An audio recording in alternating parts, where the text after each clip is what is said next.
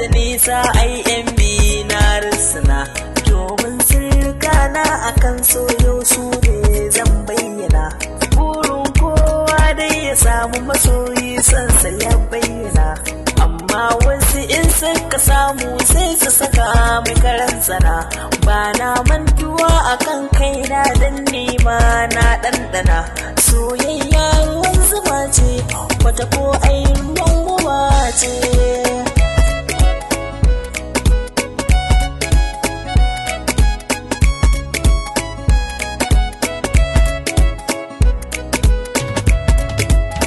Lamarin soyayya na san haƙuri haka ne, in ka samu ka rike shi kwarai haka ne.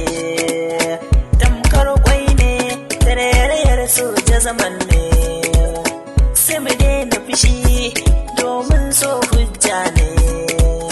Sai mu lura mu gane a cikin mu mutane, so shi bango ne a cikin mu yayi fice.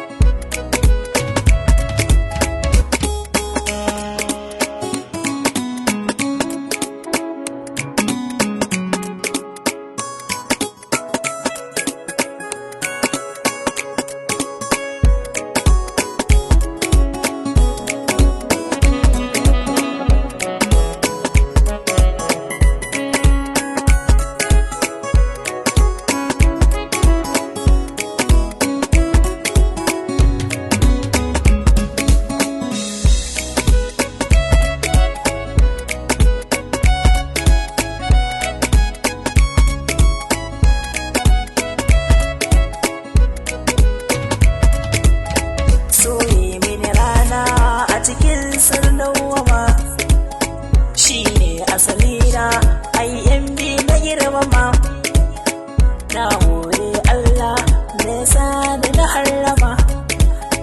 Shawara ga masoya dukan mu karo shimma, kuma bi azama da daɗin himma. Samun soyayyar gaske sai kai dace.